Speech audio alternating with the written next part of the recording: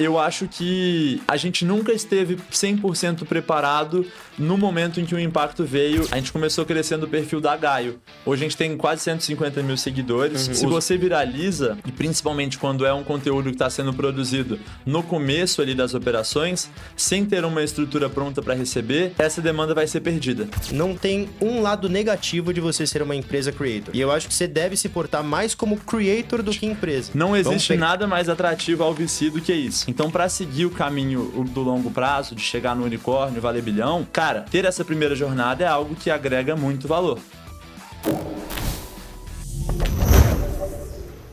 Sejam muito bem-vindos a mais um Papo de Escala. Claro, mais uma vez eu tô com meu parceiro aqui, CMO da empresa independente, o Léo. E hoje a gente traz alguém que muito provavelmente já apareceu na telinha de vocês, do Instagram, do TikTok, porque empresários, mas que super viralizaram. Eu tô com o Bernardo, né, fundador e CEO da Gaio, e com o CMO da Gaio, o Vini. Perfeito. Pra gente começar esse papo, a primeira coisa que eu quero pedir pra você, exatamente você, se inscrever, porque 70% da nossa audiência é recorrente, né? Nem a que só passa e vai embora. Recorrente. Absurdo isso. Não é inscrita, então se inscreve aí no canal. Aqui a gente aborda vários conteúdos sobre escala, sobre como se tornar um empresário, um fundador livre. Isso vai agregar demais para você. Toda semana, aos domingos, 10 horas da manhã. Para a gente começar o nosso papo hoje, quero largar já a primeira pergunta para vocês, que é: vocês começaram com uma empresa de fazer sites por WhatsApp em menos de 5 minutos. Eu lembro disso porque vocês viralizaram e aparecia toda hora na minha timeline. E hoje vocês são um ecossistema, vou chamar assim, né? Depois vocês podem definir melhor, mas vocês são um ecossistema de vendas através do Instagram, dá para dizer assim. Quando que vocês identificaram que vocês deveriam mudar? Porque são propostas bem diferentes. E como que surge essa nova fase da Gaio? Perfeito. Essa aí é com você, né, Bê? Bom, perfeito. Primeiramente, prazer pessoal, meu nome é Bernardo Rodella, eu sou um dos fundadores e CEO da Gaio. Primeiramente, eu vou reforçar aqui o convite, então já se inscreve aqui para você acompanhar os próximos conteúdos, mas vamos lá. Bom, como é que isso aconteceu? A princípio, a Gaio ela foi criada em um momento onde eu e o Marcos, que é o meu cofundador, a gente ainda estava na faculdade, e nesse momento eu fazia muitos projetos como freelancer, então eu desenvolvia aplicativo, desenvolvia site, várias coisas parecidas como um serviço para compor uma renda extra e conseguir morar em São Paulo. E aí chega um momento onde, por questões financeiras diversas, existia a possibilidade de eu precisar voltar para BH, de onde eu sou originalmente, e não ia conseguir completar o curso. E aí, nesse momento, o Marcos, que é meu cofundador, ele virou para mim e perguntou: cara, tá tudo bem? Tô vendo que você tá meio assim e tal, porque eu tava meio ansioso pensando no que eu ia fazer. Era muito difícil eu conseguir gerar 100% da renda necessária para morar em São Paulo só com esses projetos que eu fazia na época. E aí, nesse momento, eu falei com ele, abri o jogo, falei: cara, não tá, isso estão acontecendo. Existe a chance de eu precisar voltar para BH e não conseguir completar o curso. E aí ele falou: cara, não, eu já tenho dinheiro guardado aqui de um outro negócio, que era um negócio para o qual eu tinha desenvolvido a plataforma dele. Então a gente já era amigo, a gente tinha se tornado amigo depois de eu prestar esse serviço. Já tinha visto que a gente era complementar, apesar de eu ser bem falante também. Ele é o cara mais comercial e eu tenho o lado mais técnico. Então a gente decidiu montar algo juntos. Nesse momento, o que a gente criou era uma distribuidora de produtos consignados para bancas de jornal. Completamente específico, completamente aleatório, mas a gente emplacou em uma estratégia de aquisição que fazia muito sentido com esse mercado e com essa dor, e muito rápido a gente chegou em 370 bancas em São Paulo, Minas e Rio, então eram 3 estados diferentes. Entregar produto para 370 bancas em 3 estados diferentes era um caos. Esse foi um dos motivos, inclusive, pelo qual a gente decidiu não continuar depois, mas muito rápido a gente cresceu muito. E aí a gente movimentou nesse período de um pouco menos de 3 meses, 3,5 milhões de reais em produtos para a banca. Então o negócio estava crescendo muito rápido, a demanda estava chegando, a gente não precisava ir atrás de ninguém mais, só que a gente sabia onde o caminho de distribuição em volume ali de produtos dava, porque a família do Marcos vem desse mundo. E não era algo que atraía nem a mim, nem a ele. E aí, nesse momento, a gente percebeu que a gente queria criar algo online, algo mais tecnológico. Tinha acabado de ser lançado o ChatGPT e a gente viu a possibilidade de escalar muito mais rápido algo que já era feito naquele momento, que era a construção de sites. A galera estava ali fazendo basicamente um scraping do Google Maps, abordando o pessoal e oferecendo um site, só que eles normalmente entravam em contato com alguém no Fiverr ou no Get Ninja, se eu não me engano o nome, algum desses marketplaces, e contratava a criação do site. A gente viu a possibilidade de fazer isso com IA. Então, a criação de site era um robô de WhatsApp conectado no chat GPT, ele fazia sempre as mesmas perguntas, as respostas eram passadas em um prompt, o conteúdo gerado era colado em um template e esse site estava pronto para uso em menos de 5 minutos, sem a pessoa precisar sair do WhatsApp. Era uma baita proposta de valor, mas o que aconteceu? E aí chega na resposta da sua pergunta. Na realidade, a gente não tinha a capacidade técnica de executar aquele produto naquela época. Então, a gente não conseguiu fazer com que a tecnologia avançasse de acordo com as demandas dos clientes. E aí a gente foi gastando dinheiro, gastando tempo. Todo o dinheiro que a gente recebeu e que a gente tinha lucrado na operação das bancas foi investido nesse projeto. A gente chegou a criar 15 mil sites, só que a gente não conseguia converter nada. Então, o retorno financeiro disso estava sendo muito baixo, eventualmente a gente ficou sem caixa. E aí o que aconteceu nesse momento?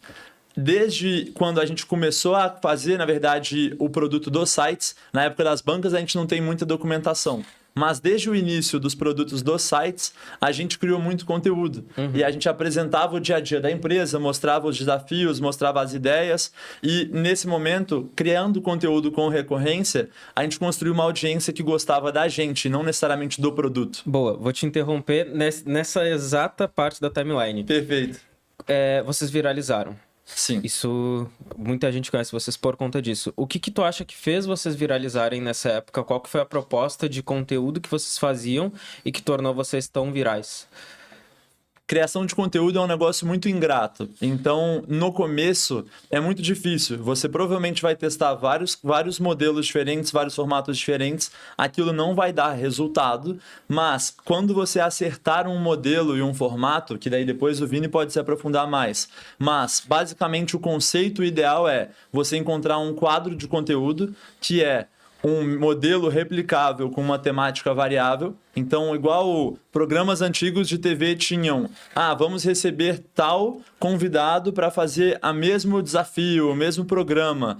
Isso basicamente é aquele programa, a lógica do desafio é o quadro e o que muda, que é a temática, é o convidado. Então você cria um formato de conteúdo que você vai repetir recorrentemente para fazer só um tema diferente, e isso simplifica muito a sua vida no sentido criativo, de produção, de diversas formas diferentes. Naquele momento, a gente estava fazendo testes que não funcionaram muito bem, até que um vídeo performou bem. E esse vídeo que performou bem, depois ele passou a ser replicado e a gente conseguiu ter uma audiência que começou a acompanhar isso, e aí isso impulsionou a página como um todo. Mas na prática foi a descoberta de um quadro desses. Perfeito. E aí, a partir disso, o que aconteceu até a jornada de transformação da Gaio? Nesse momento em que a gente começou a emplacar a criação de conteúdo e criar uma audiência que acompanhava a gente e não o produto, a gente começou a testar algumas outras coisas, mas principalmente por uma razão a gente já tinha um direcionamento legal. Desde sempre, a gente tinha muitos chatbots, muitas automações envolvidas na operação da Gaio, seja como produto ou não. No começo não era, mas no começo a gente criava o site e tinha um robô que conversava com as pessoas. Na época das bancas, era um robô de atendimento para os jornaleiros, então sempre teve algo referente a isso.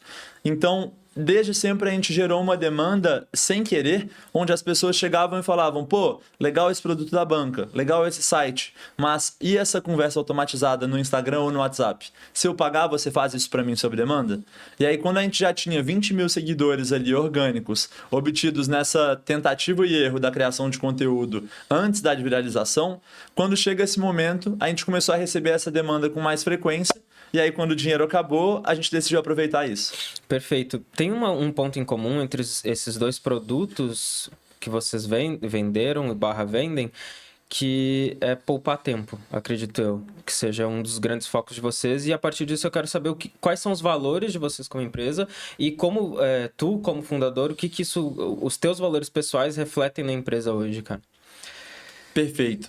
A questão do tempo, ela foi mais um resultado do que algo intencional. Na prática, a relação direta entre esses dois produtos eu venho de um cenário onde eu construía automações ou ferramentas tecnológicas para mim ou para terceiros. E aí, isso sempre foi algo enraizado dentro da empresa. A gente valoriza muito a eficiência. A Gaio hoje tem um time de 11 pessoas, mas essas pessoas, elas executam tarefas normalmente que mais de uma pessoa executaria em um time tradicional. Então a gente valoriza muito o uso de automações e o uso de ferramentas como um todo. Mas o produto inicial dos sites, ele foi criado a partir de um fluxo que tinha sido construído no ManyChat, onde a gente fazia as perguntas para as pessoas no WhatsApp, coletava essas informações e jogava para o ChatGPT. Só que, quando o nosso vídeo viralizou, nesse momento a gente tinha a intenção de se tornar uma agência de ManyChat. Quando esse vídeo viralizou, o que aconteceu? A gente recebeu 24 mil comentários em um vídeo, ativando uma automação. A gente respondia todos esses comentários. E aí, quando você responde um volume tão alto de comentários em um intervalo curto de tempo pelo ManyChat, eles têm uma característica que possibilita que o usuário ultrapasse alguns limites da meta. Por eles serem conectados em várias ferramentas, WhatsApp, Instagram, TikTok, Telegram, eles não forçam que o usuário se adeque àquela ferramenta em si. Então, a gente ultrapassou monstruosamente o limite de respostas a comentário que podiam ser dadas. E aí, nesse momento, a gente tomou uma restrição.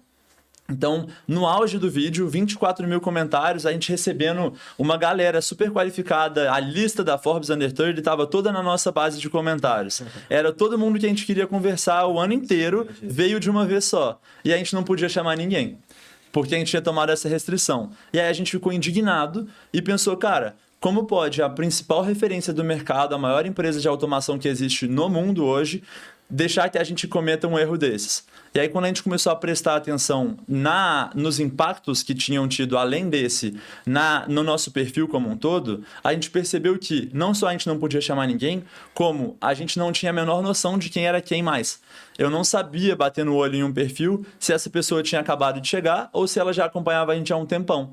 O que, quando a gente tinha poucas pessoas interagindo, eu reconhecia uma foto, um arroba. Agora a gente não tinha a menor noção mais. E várias interações passaram despercebidas, porque a gente não conseguia ler tudo. Então hoje a Gaio é focada em 3 coisas. A gente tem as automações, onde a gente substitui 100% o ManyChat para o Instagram. O Inbox Inteligente, onde a gente fornece uma ferramenta para gerir essa massa, essa quantidade massiva de interações que são recebidas na DM, nos comentários e por aí vai, e um ranking de seguidores, onde a gente vai pontuando os seus seguidores à medida que eles vão interagindo. Então, na prática, a gente mostra quantas vezes essa pessoa já interagiu, qual é a intenção dela com esse comentário, e se é alguém que já interagiu várias vezes com uma dúvida ou uma intenção de compra, a função daquela pessoa que está por trás da página é responder imediatamente, porque a chance de conversão dela é muito maior. Perfeito. Então, dá para se dizer que a brecha de mercado que vocês encontraram foi falta de dados, é isso?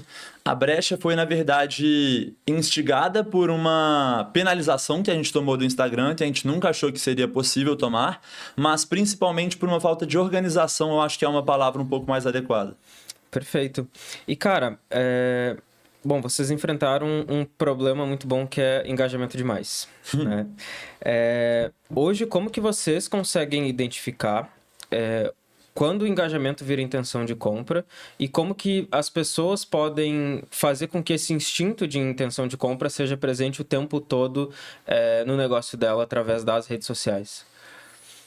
Perfeito. Hoje, o que a gente faz a gente usa Gaio. Então, quem quiser resolver esse problema também, comenta aqui agora Gaio, que a gente vai te mandar o link na DM. Mas, na prática, como funciona? O que a Gaio faz imagina como se tivesse um modelo de IA ouvindo todas as interações recebidas no seu perfil. Então, tudo que é recebido nos comentários, na DM, nos comentários em live, em qualquer lugar, vai passar por um modelo de IA e você define o que são os tópicos que você está buscando. Então, eu quero ver todo mundo que tiver uma intenção de compra, uma dúvida sobre surf, qualquer coisa que você quiser procurar. e aí toda a interação que for recebida, ela vai ser passada por essa análise, onde a gente vai classificar isso de acordo com esses tópicos ou ignorar se não corresponder a nenhum. Mas na prática, a forma para instigar que esses comentários e essas interações com uma intenção de compra aconteçam, isso vem muito do conteúdo. Daí envolve as estratégias de conteúdo que a gente tem para incentivar que as pessoas engajem nos comentários ou para que você consiga gerar um interesse ali, ou uma curiosidade sobre o que você oferece. Daí entra na parte da geração da demanda. Mas se você já tem a demanda e quer converter essa demanda, a gente utiliza a Gaio e recomendo que seja utilizado. Isso aí acaba ficando mais na mão do creator. E de certa forma, você pegou até o negócio de comentários que ele falou, a gente teve uma época que fez um desafio lá, depois eu entro mais a fundo, mas a gente pegou quase 100 mil seguidores ali em um mês, 3 semanas e pouquinho, alguma coisa assim. Então foi um boom gigante que a gente teve no perfil ali, que praticamente triplicou a base muito rápido. O que aconteceu? Nesse meio tempo, a gente não tinha desenvolvido 100% a plataforma ainda, e nossos clientes sempre o quê? Contas grandes, pessoa com muito engajamento, que não consegue dar conta das vendas e tal. A gente queria players grandes desse mercado. Érico Rocha, Thiago Finch, Leandro Ladeira. Inclusive o Ladeira era um que a gente falava, cara, seria muito bom ter ele como cliente, assim, seria muito bom ter ele na nossa base. E a gente descobriu que nessas 3 semanas, isso assim, meses depois, tá? Dessas 3 semanas que a gente teve aí de alto engajamento, de um monte de gente seguindo, ele comentou no nosso perfil. E a gente não viu. Viu isso 3 semanas depois, a gente ficou louco. A gente ficou louco, assim, indignado. Porque, o cara que a gente tanto fala, eu tô dando ele como exemplo, lógico, mas assim, um cara que a gente fala pra caramba, a gente quer ter como cliente, comentou e a gente não viu. E aí, por exemplo, na plataforma a gente consegue filtrar lá e colocar, aqui nessa aba eu quero que apareça comentário só de gente que tem 50 mil seguidores mais, 100 mil seguidores mais. Teria caído lá. Tranquilo. Então a gente viveu muito a dor na prática, né? A gente falou, tudo isso que a gente tá vendendo hoje, a gente passou. A gente precisava dessa plataforma antes para poder resolver. Então acho que vai muito da confiança isso, entendeu? Agora a gente falando aqui, parece que a gente super ensaiou para fazer um pitch de vendas. Mas é porque na prática, nós somos usuários da plataforma e ela foi... usar já. Ela foi criada por pessoas que sentiram a dor e sentem. Então a gente realmente usa no nosso dia a dia. Cara, perfeito. Tem uma coisa que a gente sempre fala, a gente faz uma brincadeira nas nossas palestras, quando a gente vai em evento, que é, você gostaria que sua empresa vendesse 100 vezes mais amanhã? O que aconteceria? Aí todo mundo, nossa, eu quero, imagina ter 100 vezes mais clientes. Vocês tiveram muito mais que 100 vezes mais clientes. Como que foi esse caos na operação de vocês? Se houve caos e como que vocês fizeram para controlar essa demanda que surgiu? Nesse momento, a gente não estava preparado e, tecnologicamente falando, na época a gente ainda não tinha essa estrutura. Então, a gente pulou umas partes aqui da história. Nesse momento onde a gente postou o vídeo, que na época a personagem principal ali do vídeo era a Boca Rosa, vocês talvez tenham visto esse vídeo justamente, que é o que pegou 2,8 milhões. Não foi esse que trouxe o número de seguidores lá, esse foi o primeiro que a gente estourou, né? Aí depois teve esse boom de seguidores. Mas... Perfeito. Esse primeiro vídeo que gerou os 24 mil comentários, que é o vídeo que eu tinha comentado antes, nesse momento a gente tinha a intenção de ser uma agência. Então a gente não tinha nenhuma tecnologia pronta proprietária. Então a gente não converteu a grande parte dessa galera. Estava olhando mais para prestação de serviço do que para tecnologia em si. A gente via o ManyChat e falava, cara, vamos ser uma agência do ManyChat, a ferramenta já é excelente. E aí a gente viveu essas experiências na pele de se sentir perdido ali e decidiu criar a nossa própria. Então, na prática, a gente não converteu essa base toda de comentários em clientes porque o produto não estava pronto. Mas desde então, como é que a gente fez isso? Primeiro, respondendo a sua pergunta mais diretamente, a gente não teve esse boom do dia para a noite de clientes. Nos sites a gente viveu isso, só que aí a gente nunca teve na prática a estrutura, ao mesmo tempo que a gente conseguiu gerar a demanda pronta para receber. Então sempre foi algo meio ineficiente naquele momento e é algo também que direcionou muito o desenvolvimento da plataforma, porque a gente na época não percebia essa demanda e depois não tinha como a gente aproveitar ela retroativa, mas basicamente respondendo diretamente a pergunta, eu acho que a gente nunca esteve 100% preparado no momento em que o impacto veio e isso é um reflexo de um dos principais problemas, ao meu ver, da criação de conteúdo sem uma estrutura por trás. Se você viraliza, e principalmente quando é um conteúdo que está sendo produzido no começo ali das operações, sem ter uma estrutura pronta para receber, essa demanda vai ser perdida. Entendi, cara. E hoje vocês enxergam a Gaio como uma empresa creator, um creator que gera demanda para a empresa? Qual que é o posicionamento de vocês nesse novo movimento onde a influência vende? A gente vem tendo cada vez mais interesse em transformar os perfis dos sócios em perfis de creators, mas hoje é uma empresa creator.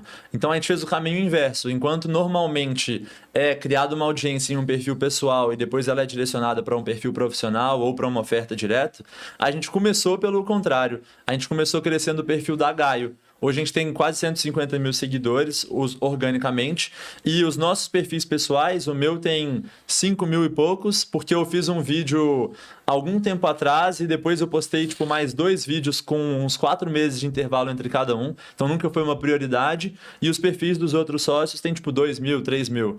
Não é algo que a gente explorou, mas a gente tem interesse em explorar.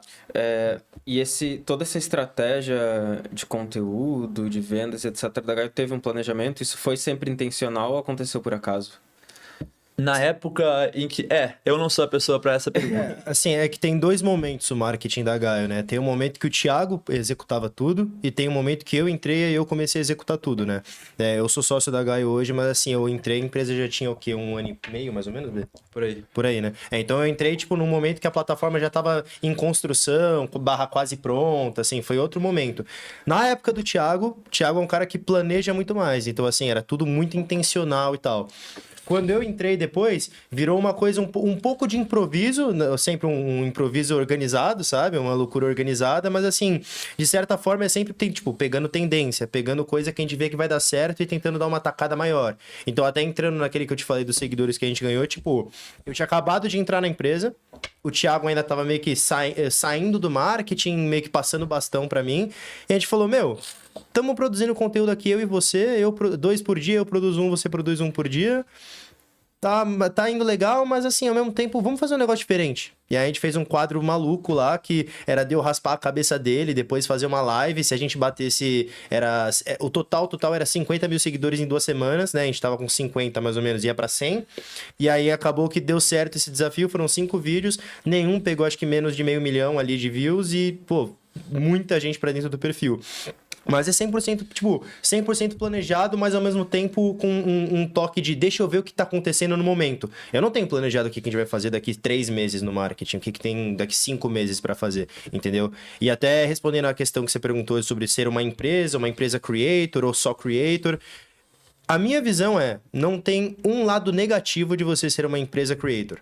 E eu acho que você deve se portar mais como creator do que empresa. Vamos pegar 3 vertentes, assim, ficar, tem num polo aqui tem empresa, no meio tem uma empresa creator e no outro polo tem creator. Fica mais pra cá. Fica mais do lado de creator. Porque, assim, as pessoas, elas conectam com pessoas no final da história, assim. Isso é um fato. Então, quanto mais a gente produz esse conteúdo contando coisa do dia a dia, contando, o problema que eu passei, o problema que o Bernardo passou, o problema que a Karen passou no time de CS, enfim, coisa do dia a dia, assim, que é muito pessoal, as pessoas, elas compram muito mais a ideia de, a gente do que da empresa, necessariamente. E é positivo. Então, vou dar um exemplo. Quando o Marcos vai fazer uma call de vendas, não é aquela call de, beleza, eu vou te apresentar a Gaio aqui, a plataforma funciona assim, assim, assado. Não. A pessoa já chega, eu vi os vídeos de vocês, animal, eu vi o problema que vocês passaram lá no passado ali, acompanho vocês desde tal época. Então, a venda acaba também sendo muito mais fácil, não é só no marketing que isso traduz, né? E tem um ponto que foi muito chave para que a gente conseguisse construir esse rapport instantâneo quando a gente fala o nome Gaio. A gente não ficava tentando vender o tempo inteiro. Então a gente mostrou realmente a realidade. Se a gente estava passando por algum problema, por algum desafio, a gente deu uma enfeitada nele ou deu uma romantizada no que estava acontecendo? Claro, mas a gente sempre mostrou a realidade e a rotina.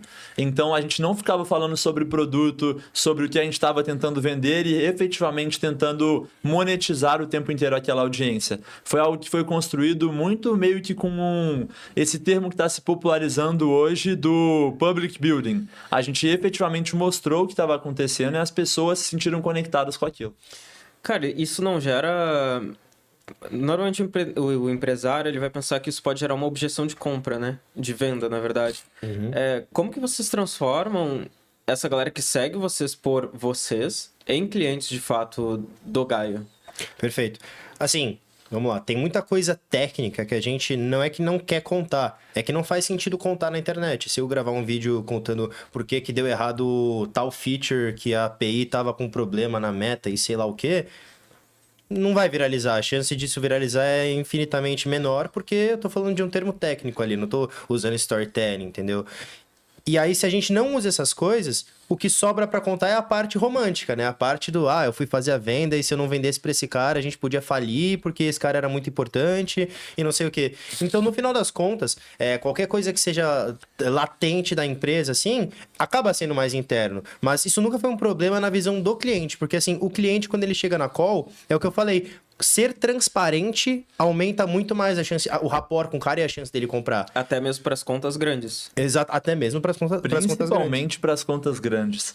Porque daí a gente normalmente já chega com, pelo menos no nosso caso, onde a gente busca grandes infoprodutores ou grandes perfis que já têm uma demanda visível que eles não estão conseguindo converter ali no perfil.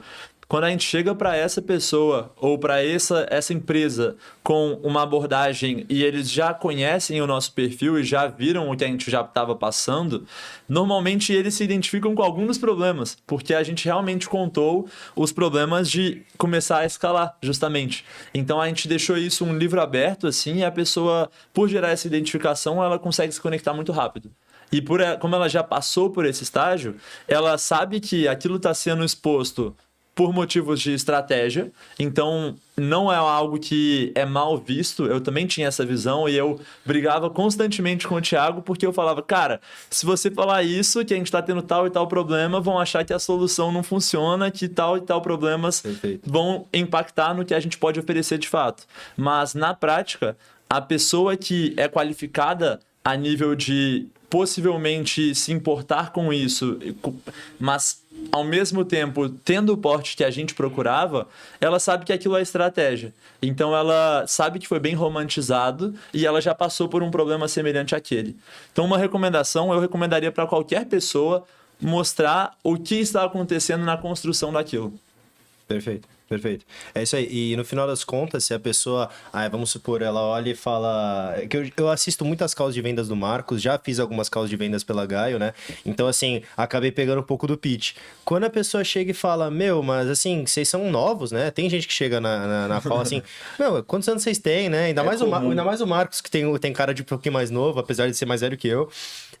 As pessoas chegam, né? Quantos anos vocês têm? Nossa, né? Meio desconfiado. E aí o Marcos, ele dá uma resposta que é 100% verdade, tá? E uma resposta que na hora quebra a objeção, que é... então, nosso time de marketing / vendas ali, né? É uma loucura, a média de idade é 22 anos, mas o nosso time de tech é tudo acima de 30 ali na média, entendeu? Então, se você pega isso, tipo, na prática, o que quer dizer? Quem tá construindo a plataforma é sênior, ponto, e essa loucura que vocês estão vendo é só o marketing e vendas mesmo, que na prática é uma realidade, entendeu? Bom demais.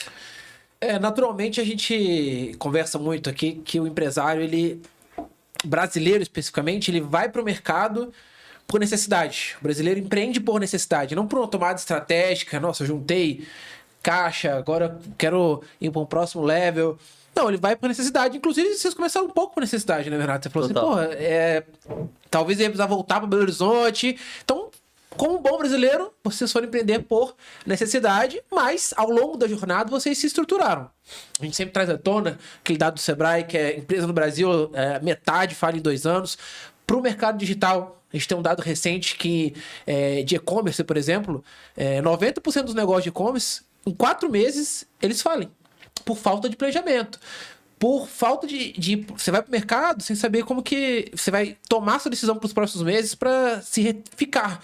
Principalmente porque eles gastam muito com tráfego, por exemplo. E vocês foram para um caminho inverso de fazer totalmente orgânico. E isso é demais, né? Utilizar a Creator Economy como empresa creator para poder captar essa audiência e vender. Uhum. E aí eu quero trazer uma pergunta. Sabendo que o empresário brasileiro empreende por necessidade e que vocês também começaram por isso, mas que perduraram essa jornada já há mais de 2 anos e agora estão crescendo, já estão com 11 colaboradores, captaram investimento... Como que vocês fizeram essa parte de planejamento? Na hora de, preciso amadurecer, já tô amadurecendo, comecei a fazer minhas primeiras contratações. Como foi esse processo de amadurecimento, de planejamento, principalmente agora? Que recentemente vocês captaram investimento, então vocês tinham que estar com a casa muito organizada. Como foi essa virada de chave de uma empresa de necessidade, me divertindo com meus amigos, para ser de fato um business e trazer dinheiro de fora com a casa mais arrumada? Excelente pergunta, e a resposta ela vai ter que ser parcelada. Em um primeiro momento, foi uma confusão.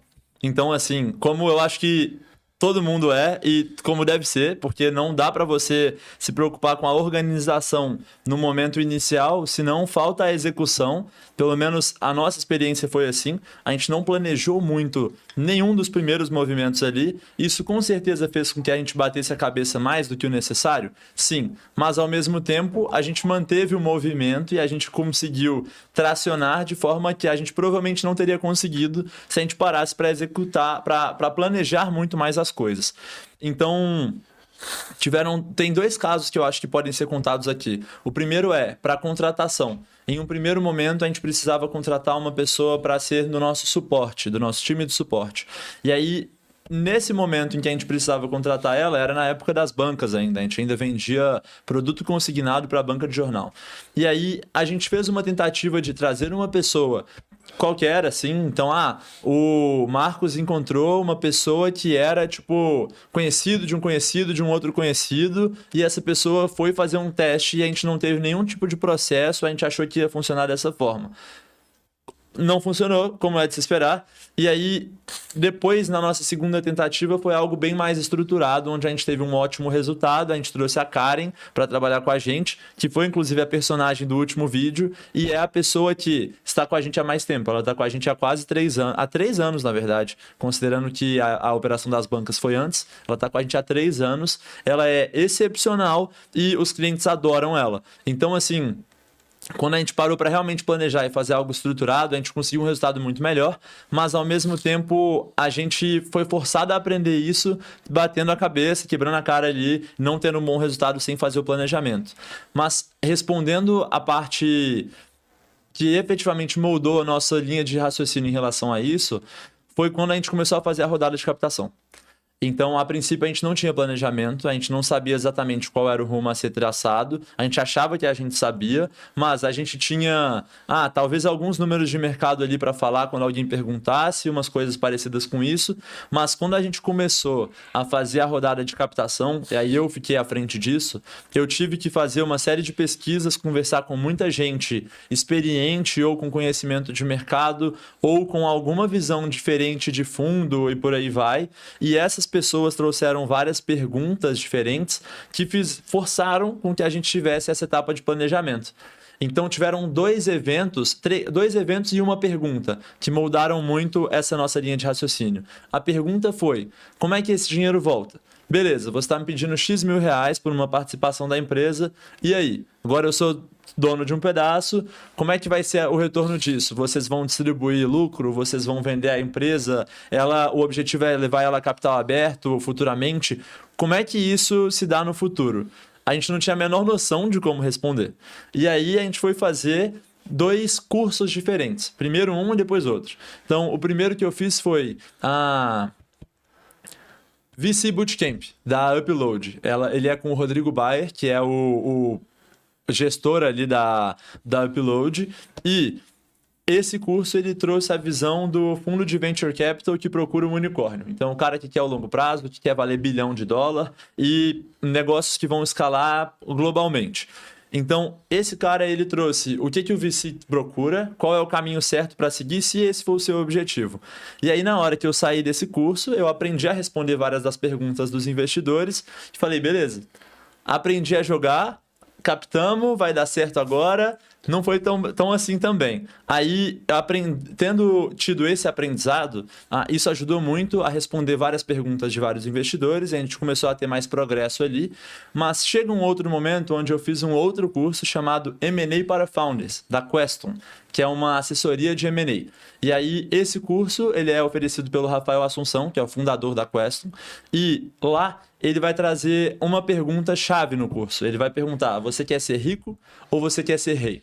Por quê? Existe o caminho de fazer várias rodadas de investimento, fazer a sua empresa valer $1 bilhão, mas provavelmente quando chegar lá, se você tiver feito esse caminho de várias rodadas, você vai ter se diluído horrores, vai ter uma participação pequena do seu negócio, proporcionalmente ao todo, e beleza, você vai ter um grande patrimônio, vai, mas talvez você tivesse conseguido esse mesmo resultado financeiro no seu bolso se você tivesse feito uma jornada mais curta, mais adaptada ao cenário brasileiro, onde você vende a empresa um pouco mais cedo, mas tem uma participação maior.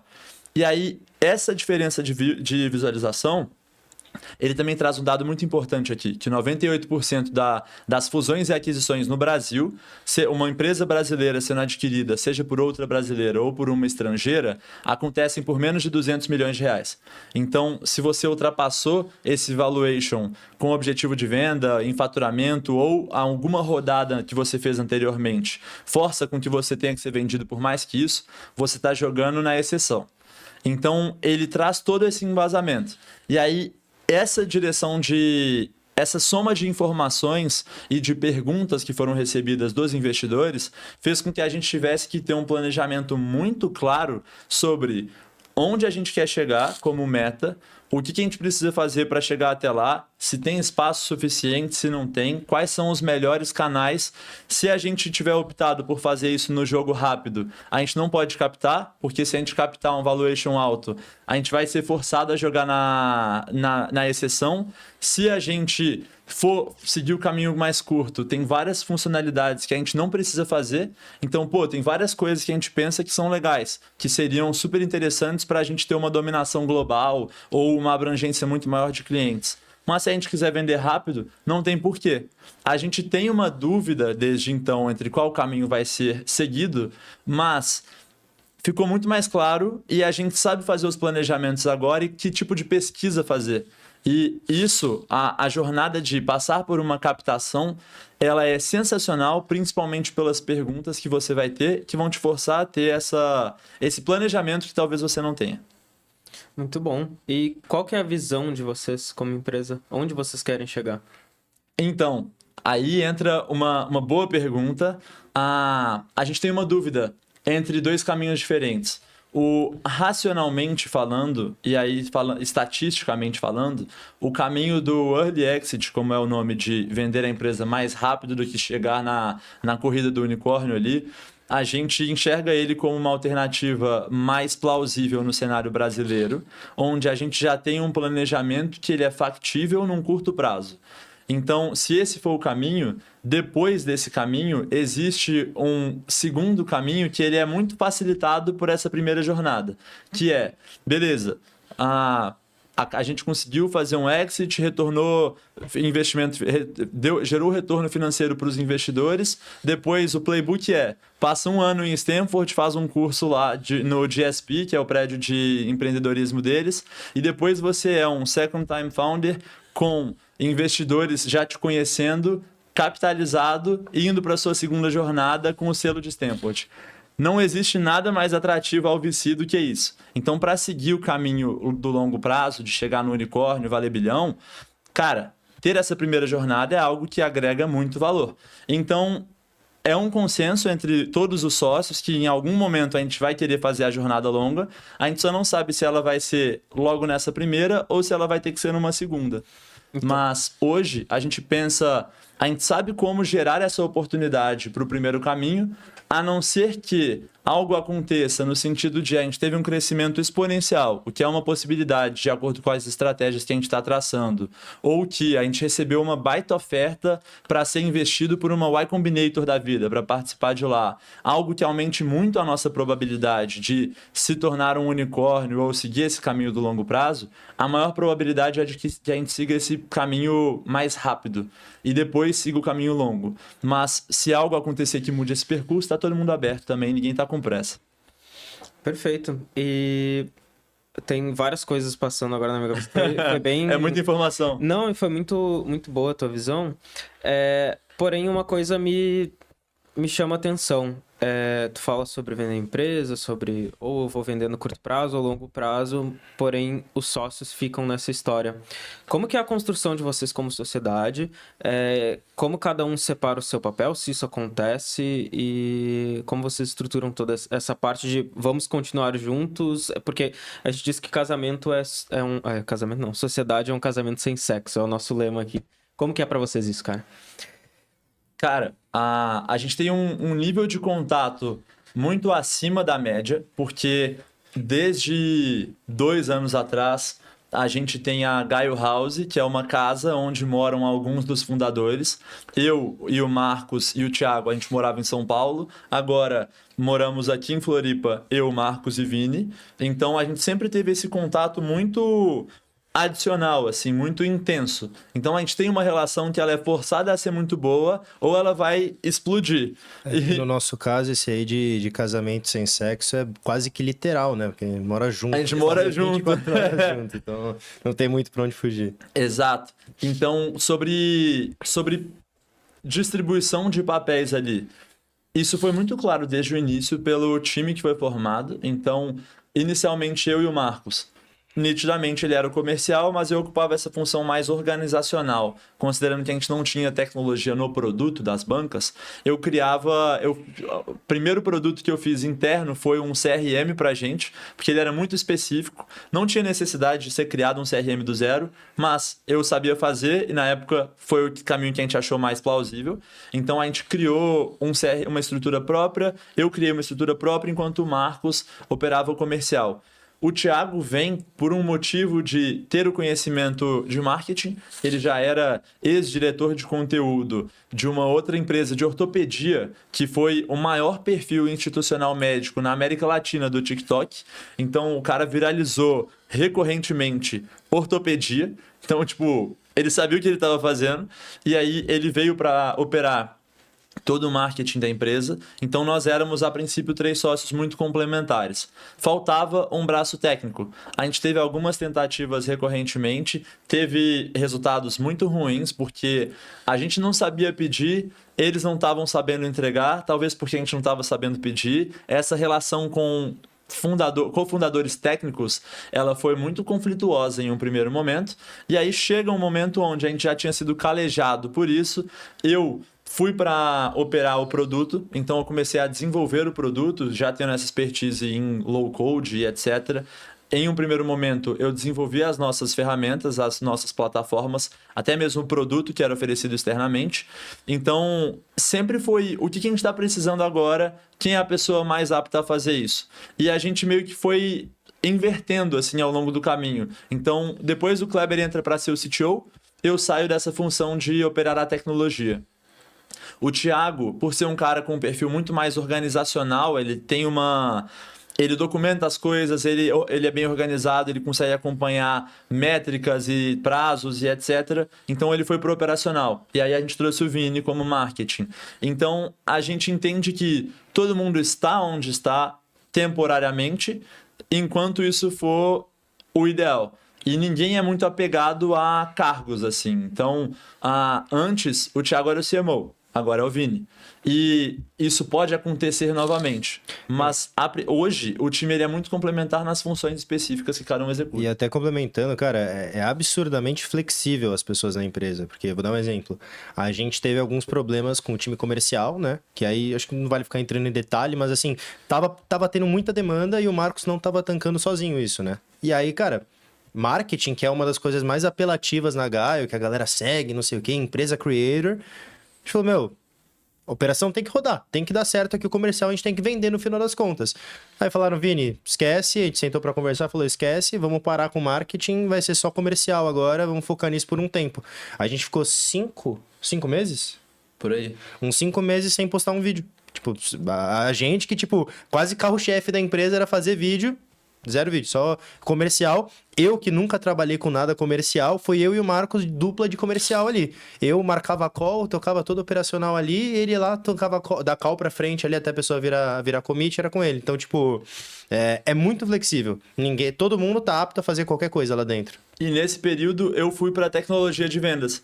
Então, construir uma estrutura que fosse meio que automatizar e escalar o que eles estavam fazendo manualmente, porque eu conseguia ver de fora o que eles estavam executando, e aí, tendo sido criada essa estrutura, agora a gente contratou 2 pessoas, uma para ser o comercial, um para ser o sales tech, e então a gente meio que abre caminho, e é muito quem é a pessoa ideal para fazer isso, vai lá fazer, depois a gente operacionaliza. Uhum. Então, um dos requisitos para uma pessoa se tornar sócio de vocês hoje seria a adaptabilidade. Eu acredito isso.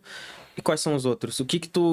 Eu vou pegar a visão individual de cada um, mas o que tu enxerga no sócio perfeito, cara?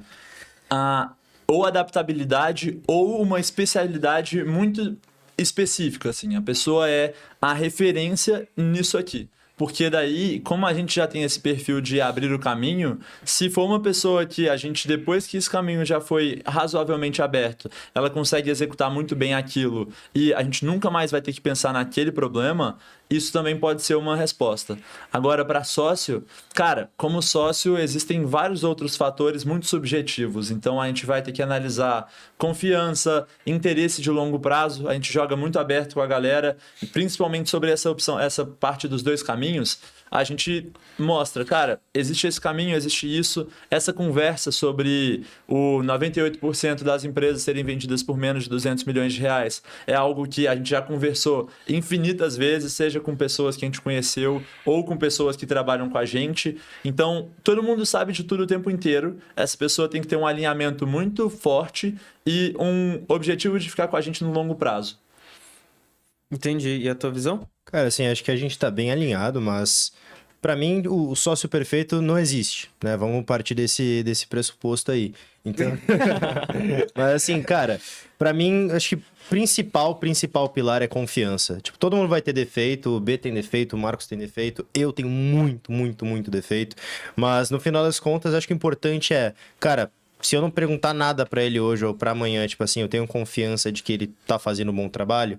Acho que no final das contas é isso, sabe? Tudo bem, algo que você acaba descobrindo só durante a jornada, mas infelizmente não tem como você saber antes de começar a trabalhar com a pessoa. Mas pra mim a definição é isso. Se eu tenho confiança, tipo assim, não sei nada do que o cara tá fazendo, a gente só sabe qual que é o objetivo que a gente tem que alcançar.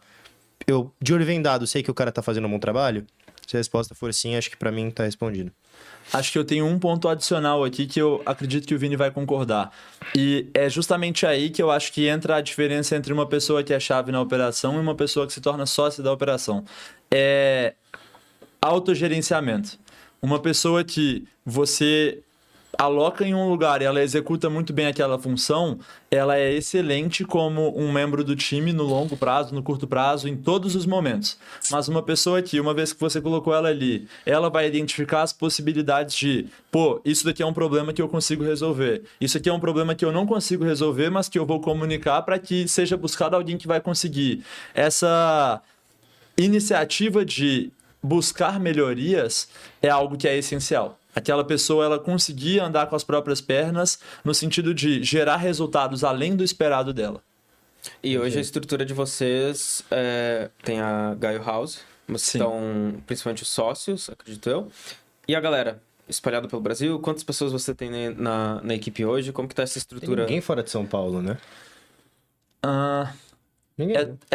Eu acho que hoje tá todo mundo espalhado pelo interior de São Paulo. O time é remoto. A gente fez um segundo encontro presencial agora. No primeiro, não eram as mesmas pessoas. Tem 4 pessoas diferentes desde então. 2 porque 2 saíram e entraram outras 2. E 2 porque são posições novas. Justamente essas que a gente falou, o Sales Tech e o comercial. E a gente fez um primeiro encontro dessa vez com todo mundo presencial em Floripa. Todo mundo veio pra Gaio House. Ficaram 16 pessoas na nossa casa. São 11 oficialmente no time, mas tinham agregados ali. Então teve gente que trouxe a esposa, a namorada, e na casa já tinha mais gente. Então foi essa confusão, mas foi muito divertido e agregou bastante relacionamento pessoal entre a galera. Por que vocês escolheram Floripa? É uma resposta composta por interesses pessoais e por interesses profissionais. Justamente pela resposta dos interesses pessoais é um lugar incrível de se morar. Hoje, 6 horas da manhã, eu estava saindo de casa para ir surfar. Agora a gente está aqui, eu já tive uma outra reunião presencial. É uma rotina que ela não existe em São Paulo e, ao mesmo tempo, não existe um ecossistema forte tanto quanto aqui, em um lugar onde a qualidade de vida é tão boa quanto aqui, em nenhum outro lugar. Normalmente é uma escolha, ou é a qualidade de vida ou é o lado profissional. E aqui eu achei que é muito equilibrado. Então, justamente por ter esse lado pessoal muito forte, isso atrai muitas pessoas que são nosso ICP. Que são pessoas que trabalham criando conteúdo com recorrência, já têm uma audiência. Não necessariamente elas têm todos os atributos, mas é um lugar agradável de se morar e, por isso, pessoas que não têm nenhuma restrição geográfica recorrentemente moram aqui. Tem muitos infoprodutores que moram aqui. A gente viu essa oportunidade de estar presencialmente aqui. Muita empresa de tecnologia está vindo para cá. Eu descobri recentemente, mas 25% do PIB de Florianópolis vem de empresas de tecnologia, então é algo que é e vai ser cada vez mais fomentado. É um ecossistema que equilibra muito a qualidade de vida com as oportunidades profissionais e a gente já tinha passado 4 anos em São Paulo. Foi criada esse costume nosso em viajar muito por causa da Link. A gente se formou na Link e lá tem programas internacionais. Eu e o Marcos, junto com o Fernando, que é um cara que mora junto com a gente, um amigo nosso, a gente passou juntos por 14 países. Então a gente viajou muito. E a gente percebeu com isso que não é necessário estar 100% do tempo presencialmente em um lugar. Então, a gente estando aqui, eu vou para São Paulo com certa frequência, vou para BH com certa frequência, mas a rotina mais agradável e com a melhor balança foi em Floripa. Falar algo legal? Quer complementar? Não, eu ia contar um negócio engraçado que, assim, a hora que vocês perguntaram, por que Floripa, né? E, assim, a gente meio que teve bastante gente que, não vou falar criticou, mas deram uma zoada que falaram, os caras estão indo pra praia aí pra curtir, né? Captaram dinheiro e vão pra praia. Inclusive, isso foi uma conversa interna, assim, de quando a gente decidiu vir pra Floripa, falou, acho que os investidores vão pensar, pegaram nosso dinheiro e se mandaram pra praia, Como é né? que vai ficar essa reputação? Mas assim, brincadeiras à parte, tipo, houve essa zoação, houve essa conversa paralela aí. E, cara, acho que pra mim é inegável, assim, por mais que a qualidade de vida mudou muito, mas a gente cresceu 5 vezes esse faturamento aqui em Floripa. Tipo, isso é inegável, entendeu? Então, assim, a decisão de vir pra Floripa teve muito lado do lazer também, mas, pô, foi majoritariamente profissional. As duas coisas precisam estar juntas, né? Exato. O pessoal e o empresário ele precisa estar no sentido que o empresário precisa estar bem emocionalmente. Se de manhã, 6 horas da manhã, você vai lá surfar, 8 horas da manhã você está pronto para reunião renovado, sua empresa vai crescer mais. Exato. Porque a empresa ela é fruto do fundador. Se o fundador está bem, a empresa vai bem. E aí, a decisão de vocês virem para Floripa foi extremamente estratégica, de fato. A gente brinca aqui que Floripa vai ser a Ilha do Silício, né? Em referência ao Vale do Silício, na Califórnia, né? Que é um polo de tecnologia. De fato, a maior parte da arrecadação de imposto de Florianópolis vem de tecnologia. E várias empresas de inteligência artificial nascem, têm sede e estão aqui em Florianópolis, né? Então eu vejo isso como, de fato, uma alavanca para os próximos anos para quem está aqui. Então está aqui, de fato, é um polo de avanço tecnológico. E aí, falando de Vale do Silício, você falou de estar na Link, ter visitado vários países, eu tenho uma dúvida. Só me dizer se isso é verdade. Fiquei sabendo por aí, quero saber se é verdade, que você encontrou o Sam Altman. Já que está falando de inteligência artificial, de Vale do Silício, eu vi em algum vídeo por aí que você encontrou o Sam Altman, o fundador da OpenAI. Isso é verdade? Como que é isso? Cara, sim, e foi bizarro, assim, porque estando lá, antes de ir para o Vale do Silício, foi bem antes da gente ter essa noção dos dois caminhos.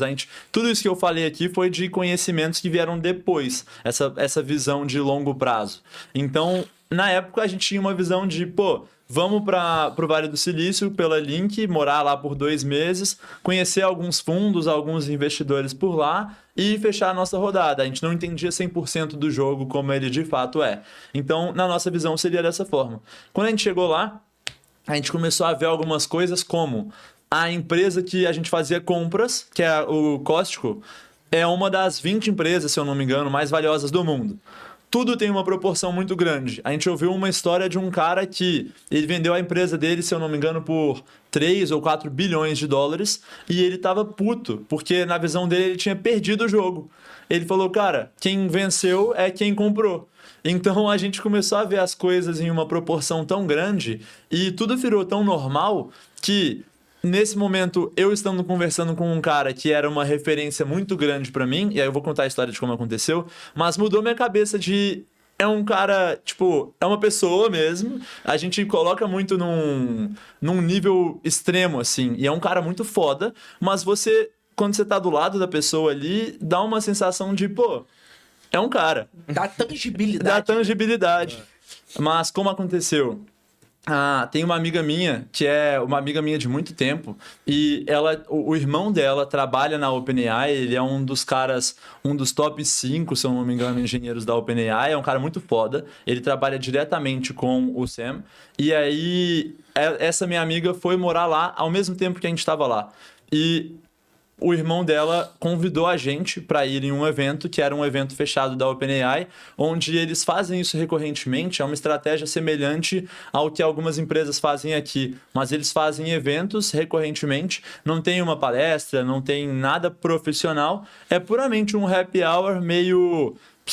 onde eles selecionam pessoas específicas que eles querem conhecer e essa galera vai para lá e acontece uma resenha. Então, eu tava em um desses.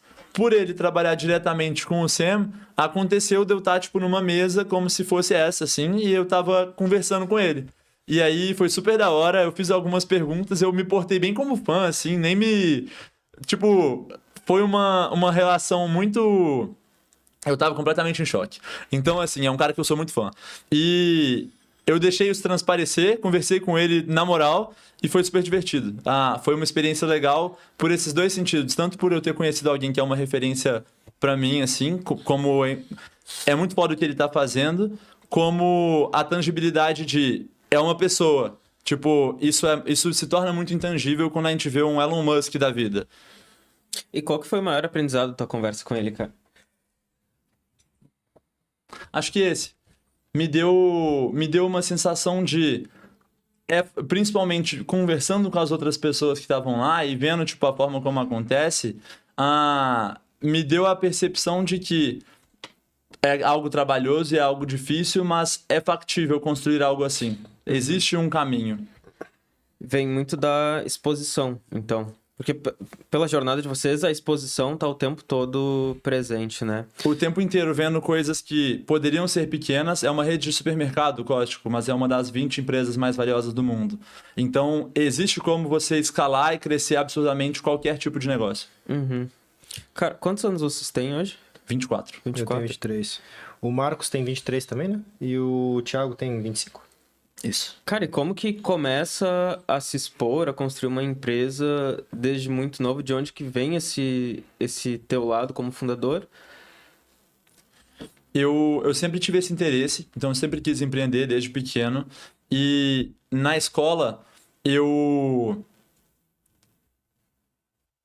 a minha família em um certo momento foi rica, e aí as coisas aconteceram como elas aconteceram. Meus pais eram empreendedores e, como empreendedores, o pior pode acontecer no sentido de as coisas podem dar errado e quando elas dão errado, elas dão muito errado. Então, eu vim de um cenário onde a gente tinha uma condição muito boa para um cenário onde a gente tinha uma condição ok, não vou falar, tipo, a gente nunca teve uma condição ruim de fato, mas foi uma quebra de padrão de vida e eu percebi que fazia muito sentido eu começar a buscar como é que eu ia construir aquilo por mim mesmo, então o meu próprio caminho sem eu depender exclusivamente de os meus pais conseguirem se reerguer. E nesse momento eu comecei a fazer coisas como a minha mãe, ela era uma das revendedoras da Polishop. Uhum. Então a gente tinha acesso ali a vários produtos onde a gente tinha uma série de descontos nesses produtos e tinha tipo uma margem de comissionamento ali por vendas. E aí eu virei para minha mãe e falei: mãe, apareceu uma possibilidade de fazer uma viagem para o Vale do Silício, um lugar que eu sempre tive vontade de ir enquanto eu estava na escola. Eu fui muito tempo depois com a Link, e isso foi uma realização muito legal, mas tinha aparecido essa oportunidade nesse momento em que eu ainda estava na escola, e eu falei com meus pais, falei: gente, dá para ir? E foi logo depois dessa queda que eu comentei, então na época não tinha como mais eu participar dessa viagem, e aí eu falei: pô, eu vou conseguir fazer o dinheiro então e eu vou por conta própria. E aí a minha mãe falou: da hora, vou ajudar como eu puder, e ela meio que se disponibilizou a oferecer os produtos ali, eu podia pegar e pagar ela assim o estoque. E aí eu perguntei pra ela, mãe, quais são os produtos que tem mais margem aqui? O produto que mais tinha margem era maquiagem. Aí eu não tive escolha, eu tive que aprender o que é pó, rímel, blush e etc. E eu comecei a vender maquiagem. E aí quando eu vendi essa maquiagem, eu consegui lucrar, se eu não me engano, uns R$2.000 e poucos no final de semana. Vi que eu conseguiria pagar. Na época a viagem era cara, era tipo R$20.000 para passar alguns dias no Vale do Silício. Vi que eu conseguiria pagar a viagem, mas, ao mesmo tempo, isso ia precisar de uns 10 finais de semana. O meu prédio ia acabar, eu tinha vendido para a galera do meu prédio, e aí eu ia precisar pedir recomendação, ia ser um negócio, assim, super manual, e que era factível, mas eu percebi também que se eu ganhasse os R$20.000, eu não iria gastar eles em uma viagem de, tipo, 10 dias. Então, me deu muito mais senso de valor de dinheiro também. E nesse momento eu peguei esse dinheiro e falei, tá, eu não vou gastar com qualquer besteira também. Eu separei uma parte para comprar um curso e uma outra parte eu comprei... Teve uma parte que eu gastei em suplemento, na época eu fiquei grande. Mas essa parte que eu fui comprar o curso, eu comprei um curso de uma escola em BH. E aí a minha mãe veio e falou... Confere com o pessoal se você consegue, ao invés de gastar todo o dinheiro que você tem para isso em um curso só, se você pode levar a gente e levar mais pessoas como afiliado ali, como um parceiro, e fazer com que você receba seu curso de graça. Então ela propôs basicamente que eu virasse um afiliado. Eu entrei em contato com a galera da escola, eles ainda não tinham esse programa, mas estavam começando a ter, e aí o dono da escola falou, cara, não está pronto ainda, compra esse ingresso, vem no curso, a gente se conhece aqui e quando esse programa for começar, que vai ser daqui a X tempo, eu te chamo para participar.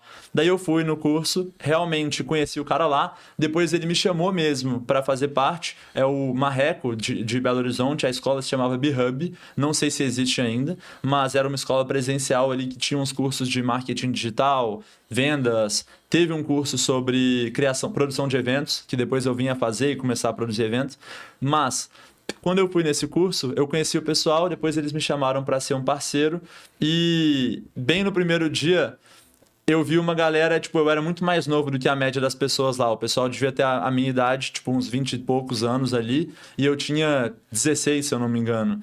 E aí uma galera meio que me zoou, assim, e falou, tipo, um moleque.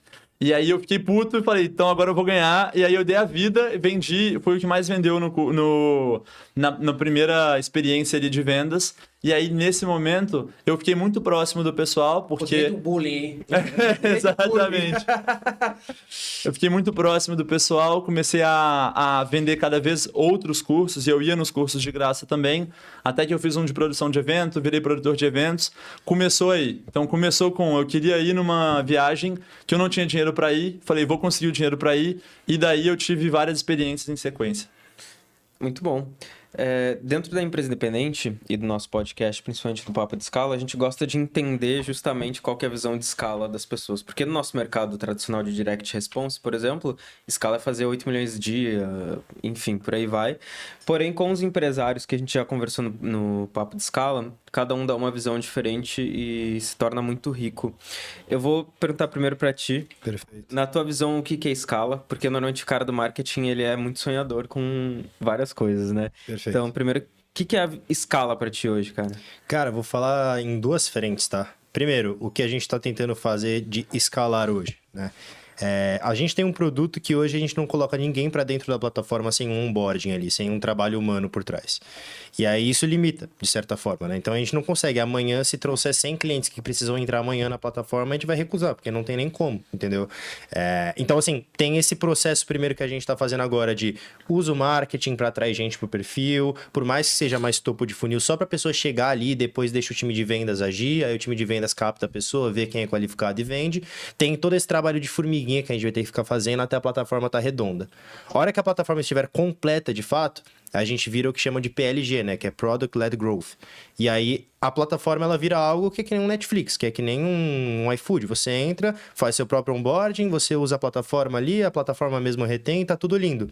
A hora que a gente virar esse PLG, Aí sim é outro jogo de escala. E aí esse jogo de escala que nem você falou, é o sonho de qualquer pessoa que trabalha com marketing, que é, meu trabalho é botar gente pra dentro da plataforma e ponto, né? Então, assim, tem esses dois momentos. O que a gente tá vivendo hoje é esse trabalho de formiguinha, de vamos marcar a call, vamos fechar com a pessoa, depois fazer o onboarding dela, tudo direitinho. Depois que a plataforma estiver redonda, aí agora tá, beleza. Vamos pensar junto aqui como que a gente bota o máximo de pessoa possível dentro da plataforma que seja ICP. Aí é um jogo muito mais de awareness, em larga escala. É um jogo de torrar muito mais dinheiro em marketing, né? Pelo menos essa é a minha visão. Eu e o B, a gente é bem alinhado, essa empresa como todo bem alinhada. Mas, enfim, você quer completar com alguma coisa diferente? Aí. Não complementa ainda. Eu quero uma resposta pessoal, cara. Eu quero entender o que a escala vai te proporcionar como empresário. Vamos pensar mais macro, né? Vamos ser holístico, vamos ser filosófico. A gente tá em Floripa. Perfeito. Cara, então, se a gente for... É pra ser holístico, então. Total. Cara, pra mim a escala, ela vai dar poder. Assim, pra mim é muito claro isso. Uma vez que você tem escala e você domina o mercado, você tem poder. O mercado inteiro tá na sua mão. Se o mercado inteiro de creators estiver na nossa mão, a gente tem um poder que, assim, eu acho que é quase que inestimável. De certa forma. Eu tenho o contato de assim, cara, deixa eu ver aqui. Eu vejo meus top 3 clientes, junto os caras somam o quê? 20 milhões, 30 milhões, 100 milhões de seguidores, entendeu? Eu acho que poder, de certa forma, é o que a escala mais pode gerar pra gente, assim. Óbvio, tem a parte financeira, que também anda lado a lado ali, mas eu acho que se a gente for falar de uma forma holística, acredito que poder. Bacana. Nunca é só sobre dinheiro, né? Nunca é só sobre dinheiro, porque dinheiro é meio, né? É um ponto que a gente tem que sempre lembrar. E pra ti, Bia? Visão como empresa primeiro, visão pessoal. Visão como empresa está bem alinhado. A visão pessoal... Cara, eu tô no lado criativo da empresa. Então, assim, tem a parte de desenho de produto, mas sempre que aparece uma oportunidade, vai acontecer tal evento, vamos pensar no que a gente vai executar nesse evento. Essa parte da ideação do que a gente vai executar, hoje ela é muito limitada por fatores financeiros, por fatores de acesso. Acesso é muito raro, na verdade, porque a gente é muito cara de pau. Então a gente bate na porta mesmo e normalmente a gente consegue conversar com quem a gente quer conversar. Mas tanto por dinheiro quanto por alguns outros fatores, às vezes tecnológicos ou de agilidade do time, porque não tem tanta gente ainda.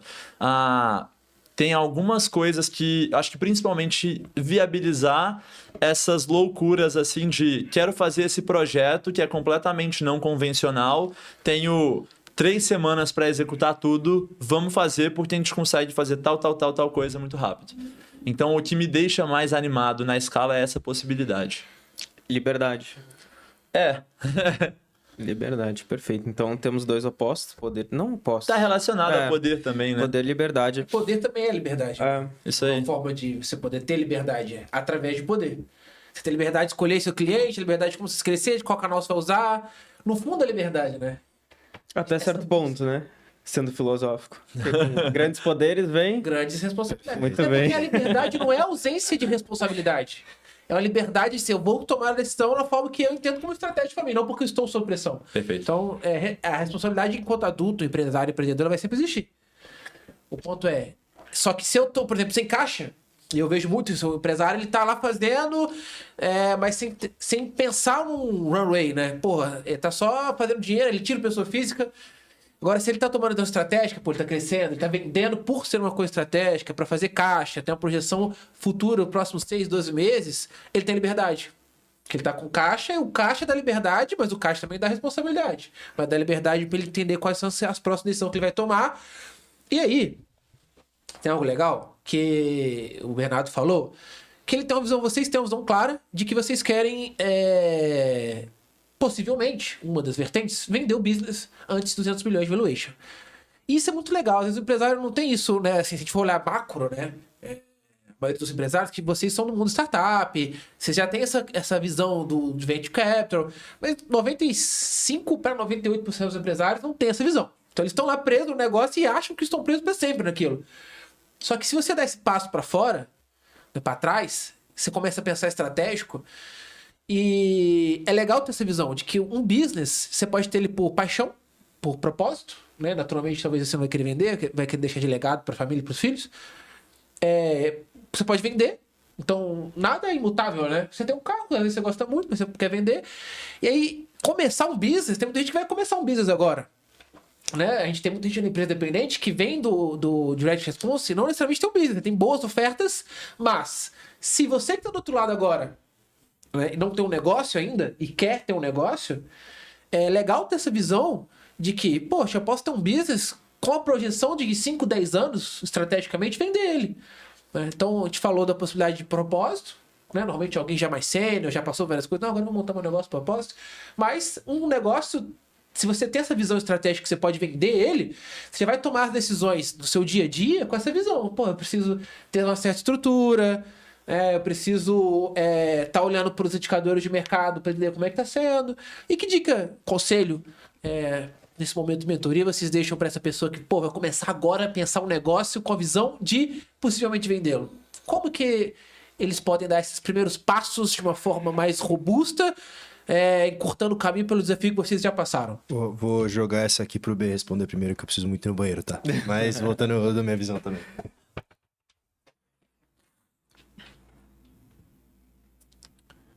Sobre o processo como um todo, no longo prazo, acho que eu ainda não tenho essa resposta, porque ainda não vivi essa experiência da jornada completa. Mas o que eu venho recebendo das pessoas é que isso não é algo feito com tanta intencionalidade. Então não é algo que você vai falar, eu vou vender a empresa quando chegar em tal estágio, ou eu vou fazer tal caminho exatamente. É algo que meio que vai acontecendo ao longo do tempo e você enxerga qual é o caminho que mais vai fazer sentido. Mas, possivelmente, existem... O que foi dito no curso do Rafael, do M&A para Founders, que me chamou muita atenção? É uma matemática simples de você entender, vamos partir do pressuposto que o objetivo é uma venda. Tá, qual é a minha meta pessoal? Quanto eu preciso ter de dinheiro, partindo do pressuposto que a maioria das pessoas vai começar por necessidade, a motivação principal vai ser o dinheiro. Então, quanto de dinheiro eu quero para me deixar satisfeito e para fazer com que eu tenha uma vida confortável ou para eu atingir o meu objetivo. Qual é o meu objetivo financeiro?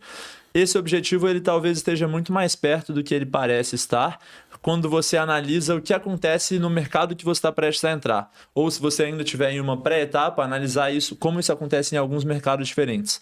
O que eu fiz foi... Eu fiz uma análise onde eu peguei os reportes de M&A da Queston, que é a própria empresa que deu esse curso. Eles listam todo ano todos os M&As que aconteceram. 2 vezes por ano eles fazem isso, então 1 vez por semestre. Então eles listam todos os M&As que aconteceram naquele semestre. Alguns têm o valuation divulgado, outros não têm. Qual que foi o grande outcome ali, o grande resultado de ter feito essa análise? Eu entrei em um por um dessa lista, entendi quais deles estavam minimamente relacionados ao nosso contexto, então quais eram sobre marketing, sobre vendas, estavam nessa parte, seja em e-commerce até eu incluí também, mas quais estavam relacionados ali, o que motivou a parte compradora, o que motivou a parte vendedora, ali o que eu encontrei sobre a aquisição em si. Então foi um estudo longo, mas que ele trouxe muito resultado no sentido de... Eu entendi quem são os compradores desse mercado, entendi o que estava por trás, qual que foi a motivação. Eu vi que a maioria dos players, principalmente agora que tecnologia está cada vez menos virando um diferencial inatingível de, vou adquirir essa empresa porque eles têm uma tecnologia que eu não consigo replicar. Isso é cada vez menos verdade. Então, o principal motivador que eu encontrei foi, vou adquirir essa empresa porque ela tem uma... rede de clientes que já foi construída, que é do meu interesse e que é mais fácil eu adquirir do que eu construir por conta própria.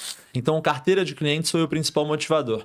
Quando você entende quem são os compradores, quem normalmente compra nesse mercado que você está entrando, o que fez eles comprarem e qual é a maior parte do mercado que está tendo essa movimentação, caso eu fosse recomeçar com a intenção de venda, talvez esse fosse um caminho que eu fosse olhar. E aí, se eu estivesse analisando no nosso contexto de marketing e vendas, o que eu percebi? As pessoas normalmente compram empresas relacionadas a e-commerce ou geração de ROI mais direta ali. Não é muito relacionado à tecnologia proprietária nem nada do tipo, é mais referente a carteira de clientes. E principalmente o que aconteceu, o que eu vi acontecendo algumas vezes, foi...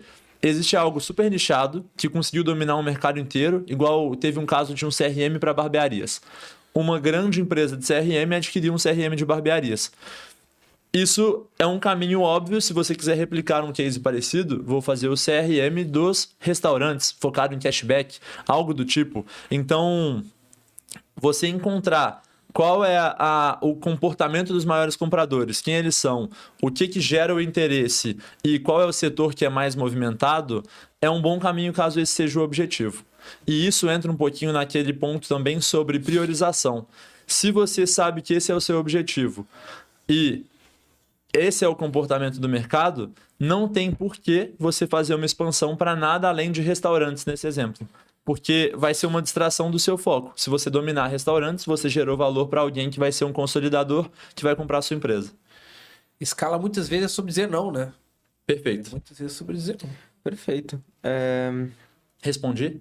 Com Eu gostei certeza. bastante. O Vini falou que trazer uma visão também, se tem alguma Cara, coisa? o B, ele dá a resposta mais completa, assim, acho que dessa pergunta, assim. Mas a única coisa que eu acho que eu penso não de diferente, mas a mais dentro disso que o B falou, cara, acho que talvez seja o viés de marketing, não sei, mas eu gosto sempre de pensar uma engenharia reversa do produto. Eu penso, tipo assim, beleza, a forma que eu tô solucionando essa dor, ela é viral? Óbvio, sempre quando estamos falando de algo B2C, né? Se for pro B2B, aí realmente é muito mais lógica, mas estamos falando de algo B2C, cara, será que isso aqui é viral? Então, vamos dar um exemplo. Tem alguns microsas aí que entraram no Brasil recentemente que, pô, meio que copycat aí do que viram na gringa. Aquela IA que você tira foto do alimento e aí já sai direto as calorias ali do prato. Tem uma outra de reconhecimento facial que ela dá a nota da sua beleza e depois uma assinatura para recomendar como que você fica mais bonito. Tem uns negócios assim meio doidos, só que tudo viral. Então, se você vê que o mercado tem a dor de fato e tem uma forma de você resolver, a próxima etapa, na minha visão, qual que é a forma viral de eu resolver isso aqui? Eu acho que é um bom caminho também a ser seguido. Eu adicionaria isso a um nicho super específico. Caso esse seja o objetivo, se você dominar um mini setor, isso vai ser atrativo para alguém que é um consolidador. Perfeito.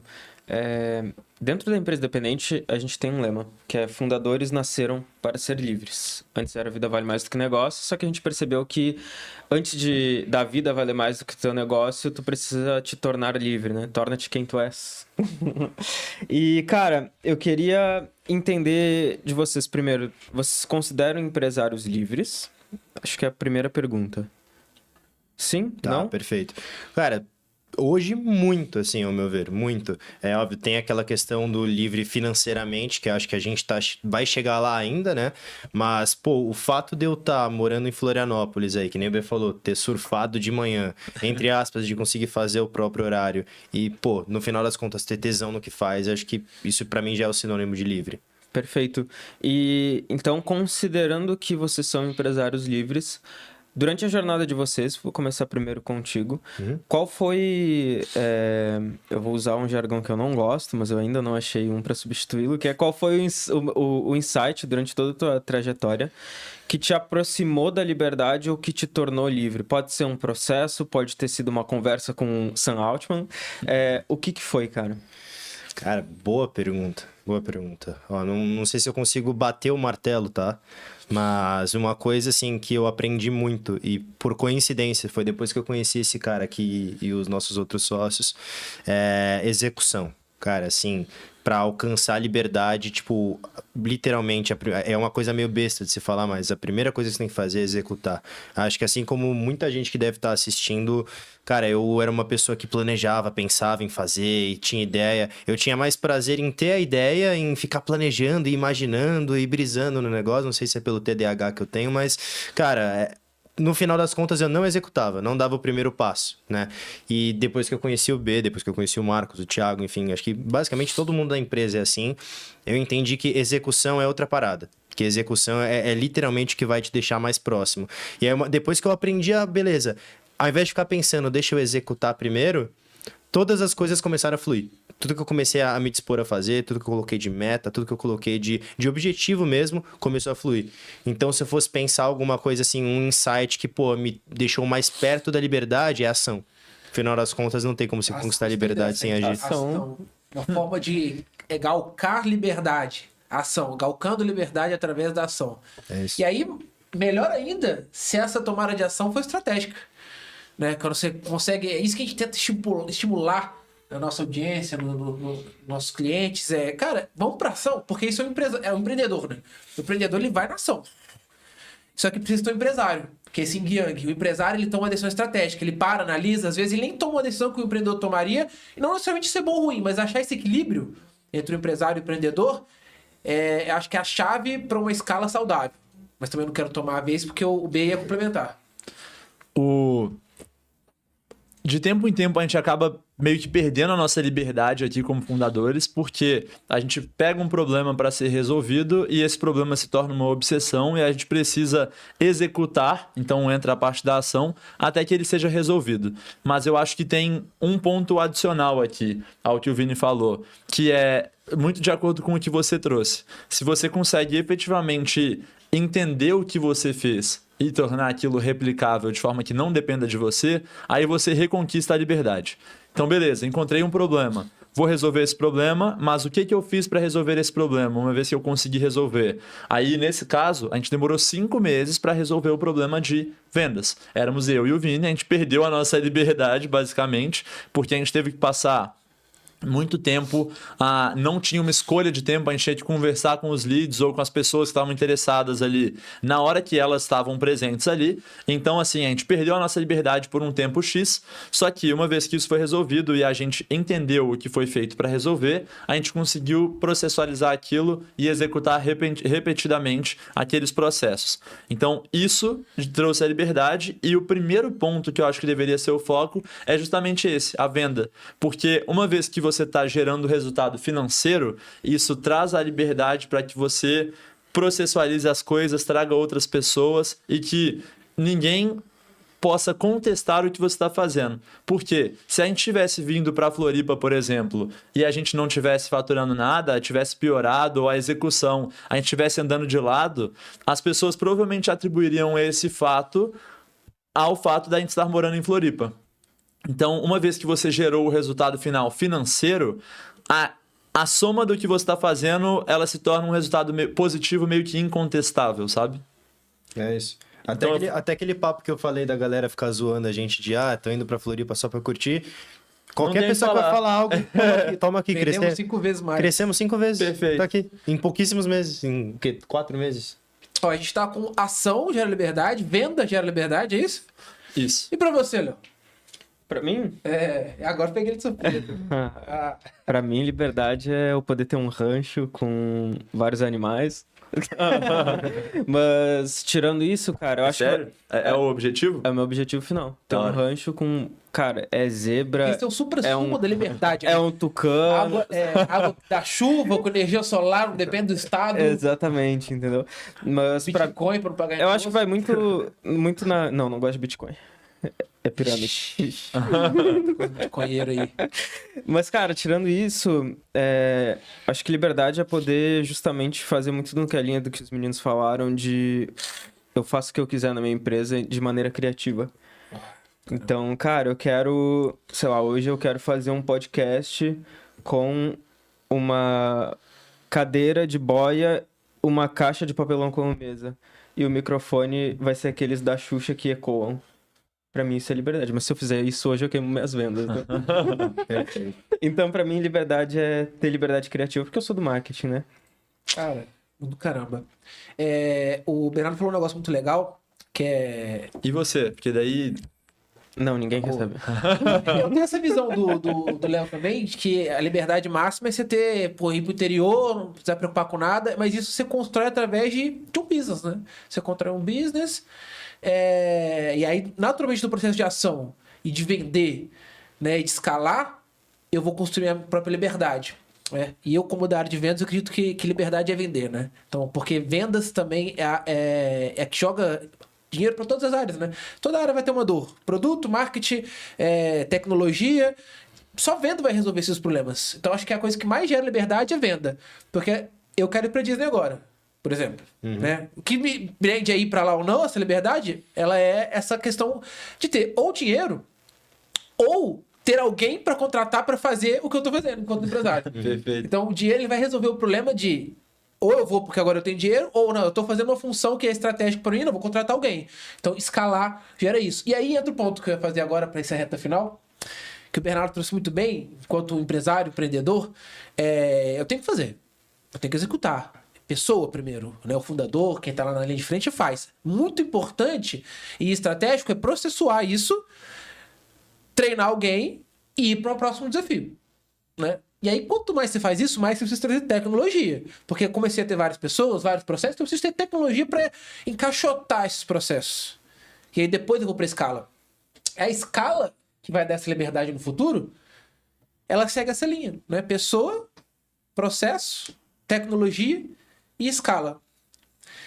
E essa é a grande habilidade da empresa independente. A gente conversa o dia todo com empresários, todos eles têm essa vontade de ser livre. E para fazer essa jornada de definir quem são as pessoas que vão fazer, quais são os processos que elas vão seguir e qual tecnologia você usar para aí sim chegar nessa escala e alcançar a liberdade, é onde a empresa independente mais consegue ajudar. E eu quero te fazer o convite para você clicar no link que está na bio para conversar com o nosso time de especialistas. Na descrição. E investir. Descrição. Na descrição, né? O link está na descrição, para você conversar com o nosso time de especialistas e investir 30, 40 minutos no seu negócio, conversando com ele, entendendo profundamente aonde que você está errando. E se naturalmente houver uma forma de te ajudar, a gente vai te acelerar. Mas se não, você com certeza sai mais rico dessa conversa.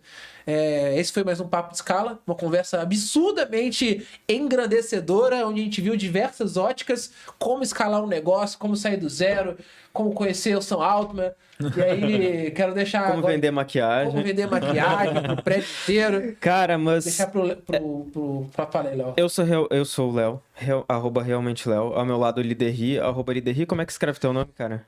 Ou Lidery também. Liderri. Tô brincando, Liderri. Liderry. Nos siga nas redes sociais, arroba Empresa Independente. E pra galera achar vocês, além de estar aqui na descrição... O nosso arroba hoje é gaio.social, gaio.social. O meu é BE Rodela e o do meu é Vini. vini.suzuki com 2 is no final. É isso, gente. Muito obrigado pelo tempo de vocês, viu? Até a próxima. Prazerão, pessoal. Obrigado pela